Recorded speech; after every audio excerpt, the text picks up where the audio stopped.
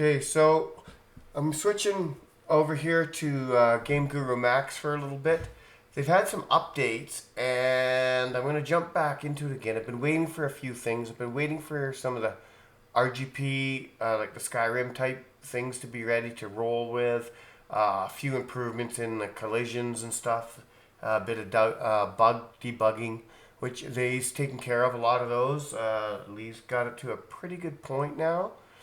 And just recently, there's a fella here who has added a new tool that you can kind of see in the screenshot here. It's a new tool that he's got, and it lets you. It's an external editor for Game Guru Max levels, and so it lets you work with a bunch of things: decals, trees, spacing, blending. In my opinion, it does a better job. It lets you put in paths and things now. It's really custom stamps and stuff. It's come on. It's added to where we've kind of needed the tools to go to. Like the tools weren't bad in Game Guru Max. They just weren't awesome like Gaia or some of those other terrain generating, level building abilities. And this guy Preben Erickson. Sorry if I butchered your name, dude. He's come up with this tool and he's constantly working on it. The only way to get it currently is to join his Patreon channel. So I did that today. Now, I'm not a big believer in the whole Patreon channel thing just because of the monthly. And I like to buy software once and then own it and work with it. And if there's an upgrade needed to a new version a few years down the road, pay for the upgrade as a separate upgrade cost, etc., etc. That's the model I like. But this guy's product, I think, is going to be so awesome that I've gone ahead and joined my first Patreon channel here. So that's great. So I'm fully supporting him. Anyway, so I've got that and downloaded, but I'm not working on it. Let me just switch over here to the screen capture just to show you what I'm talking about. So here's his channel, Preben Erickson, and there's some videos of his engine there. Very much a similar interface to Game Guru Max's editor. And I'm sure he did that on purpose so that it was very similar. But here you can see custom stamps. I think that maze is done with a height map. This is showing some blending, different terrains, which Game Guru Max does an auto blending sort of thing, and it's okay, but it leaves a lot of room to be desired. You can change your noise and things like that, and do some stuff, raise ground, lower ground, etc., etc. But this guy's added things like decals, and you can map different noise patches to different grass. So if your ground is half mossy, half grassy, you can have like flowers and stuff growing on the grass side, and maybe some weeds or nothing at all growing on the part that's the exposed ground. So it's really good. He's added quite a few things here that are, and path making. He's added a bunch of path making too. So anyway, what I want to do just today in this first episode of the new Game Guru Max series is I've generated in engine just a plain grassland field. There's nothing added. I have no grass, no trees, no nothing added to it. I simply have a 5 kilometer by 5 kilometer map, which is the biggest you can currently make in Game Guru Max. I carved basically a river down the middle of it from one side to the other in pretty much a straight line.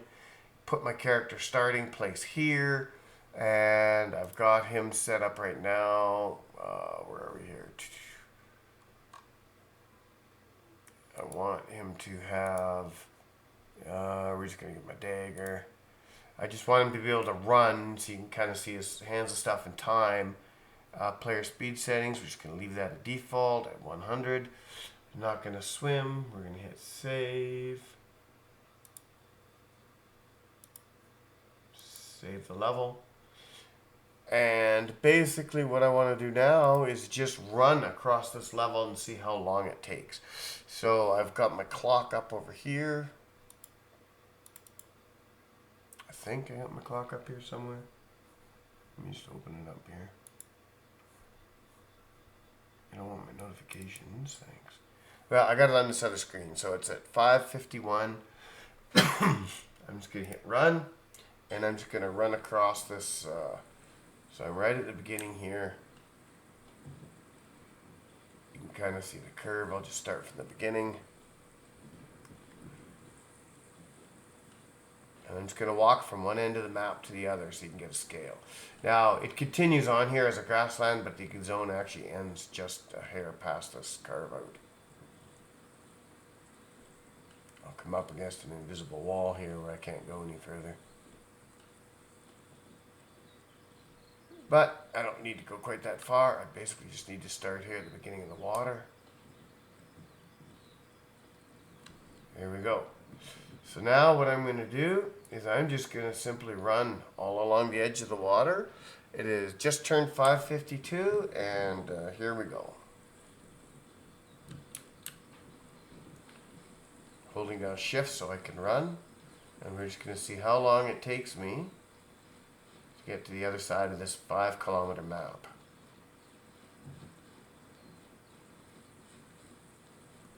And I put this water feature in pretty much straight, so I'm just going to crank out here. Oh, try not to run in the water. Because I just want to get a good idea for the actual scope of a landscape here. So pretty boring video, but it's going to just give you an idea of the type of terrain you can build in a single level. And then of course with the RGP capabilities, you know, your backpack, your skills, all that sort of stuff is going to transfer over between levels. However, other things in your level will reset if you come back and forth. So you'll need to design any RPGs around that functionality. And that's why a lot of people want these big infinite open world areas. But I'm pretty sure a 5-kilometer area is going to be pretty huge. Here we are, a full minute in.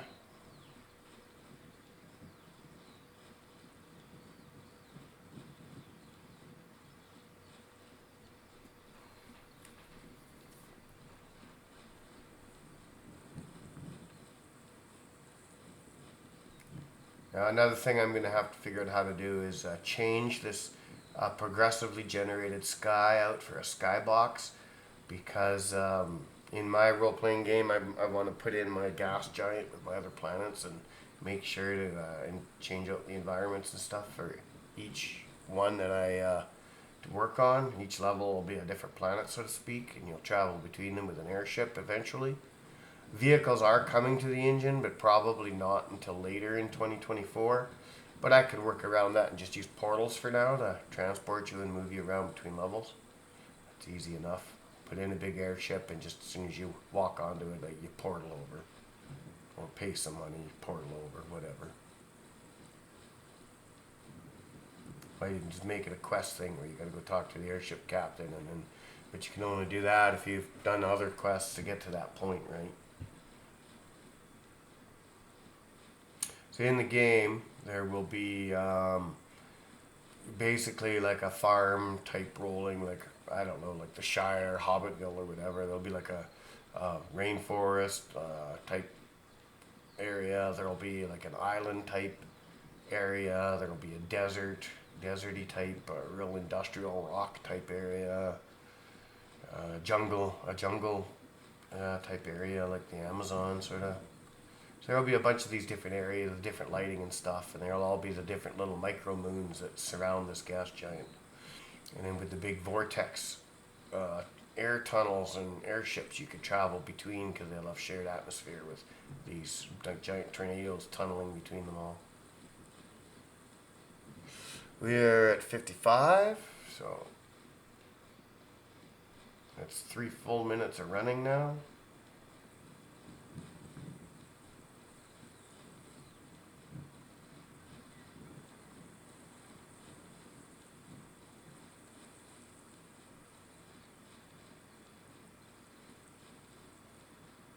And this is at the default speed again, so this is what the game engine's default character running is, and you can see that's a pretty good clip I'm moving at. Oh, I'm at about halfway on the map now. I put this water feature in here, Just this little divot at the halfway mark.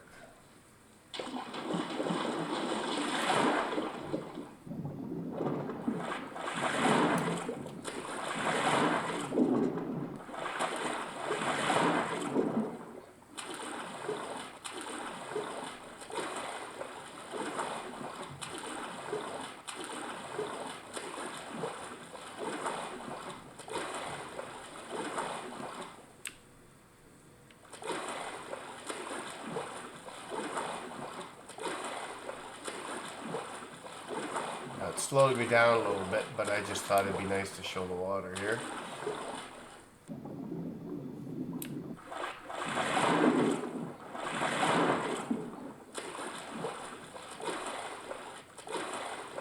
There's my ground. There's my ground.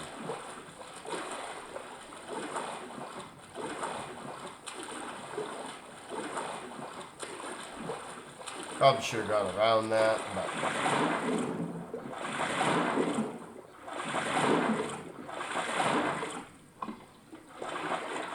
there we go.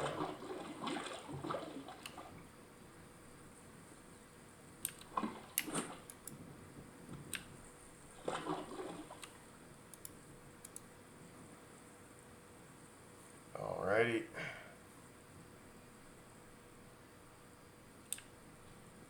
Get back over here close to the edge.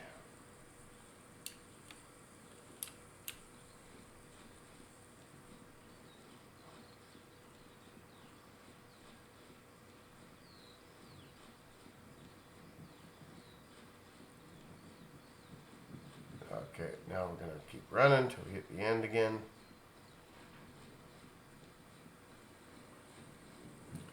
So we're at 58, and that's probably, so that's like 6 minutes in of solid running. But I'm going to shave 30 seconds off of that, I think, because of the crossing the water. But yeah, not really. I mean, you're going to have hazards and stuff. You're never going to have perfectly flat ground like this giant plain here.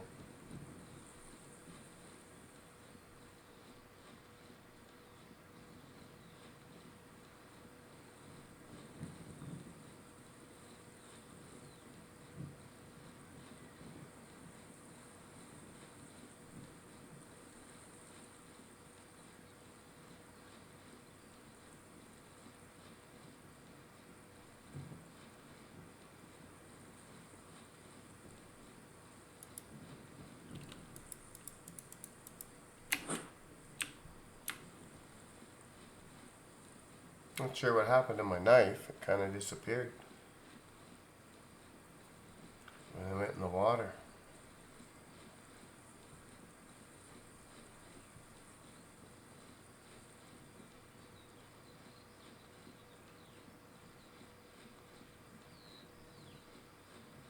Not that it really matters. It's not like I'm going up against cliffs or little gullies or creeks or anything where I'm trying to figure out where my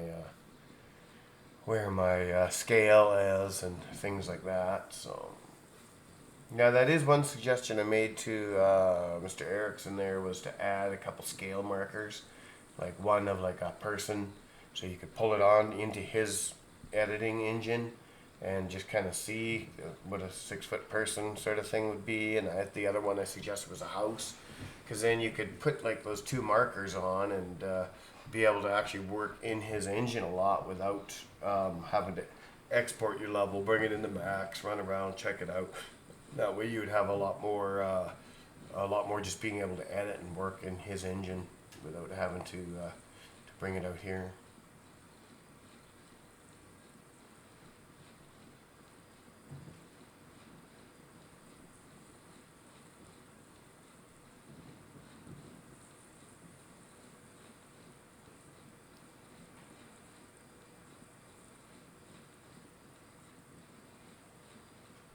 Looks like I got a little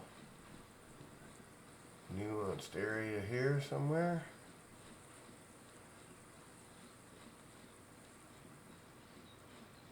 We're at 6 now, so that's 8 minutes.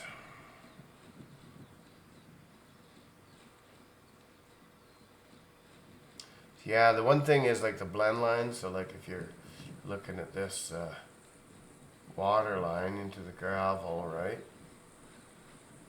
That's still just the green grass kind of underneath there a bit. And the water's just giving it a shade. But you can make softer blends and make some beach line and stuff like that with the other engine, whereas you don't, it's a lot harder to do that here. You can do it, but you've got to kind of manually paint it in, and you know, a lot of undo and repeat to get your levels just right.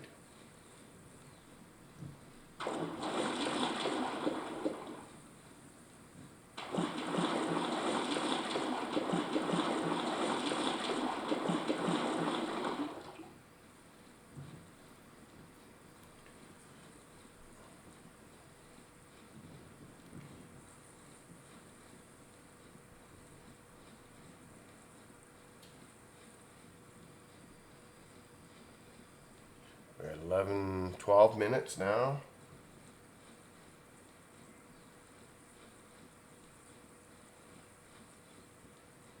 And it looks like I'm pretty close to the end here.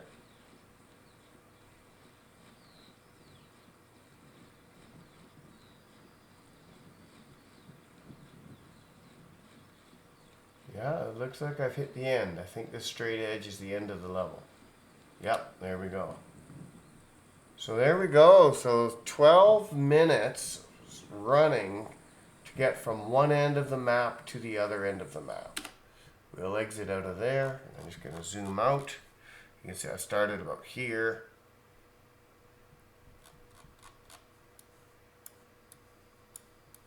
And then I'm just going to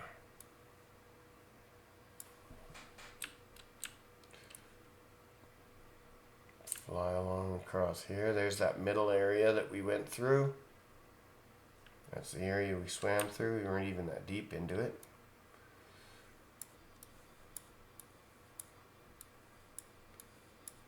Which is roughly the halfway point.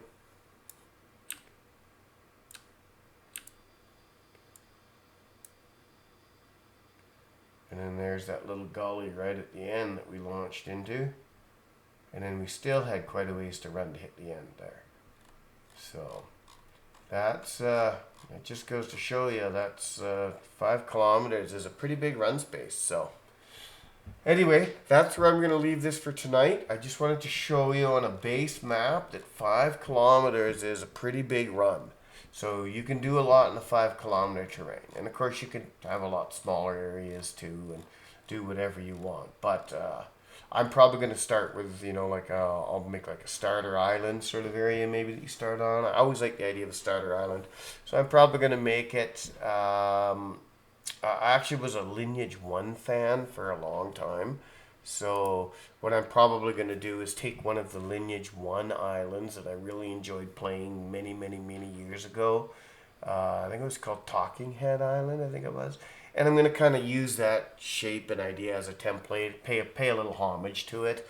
Not because I can't come up with something original. I lived in Haida Gwaii. I've lived in lots of islands over the years, and I can easily build any number of different islands and things. But I want to pay a little homage to that game. So it's like, yeah, I want to kind of do something neat like that. I'll probably put a little bit of my own touch and flow into it, of course, but I kind of like the idea of paying homage. So that's where I'm going to leave this for today. I'm going to get this uploaded, and I will start working the next video. I'll probably do a little dry run of the editor before I do my next video, just to get a feel for it, so I'm not doing a bunch of rambling and not knowing what I'm talking about. I have watched pretty much all of his content videos, so I got a good idea, and I'm familiar with the Game Guru Max editor, its terrain editor itself, and how it works. So I think it should be pretty easy for me to get climatized to his and actually start working on a couple little things. So I'll see you in the next one. Cheers.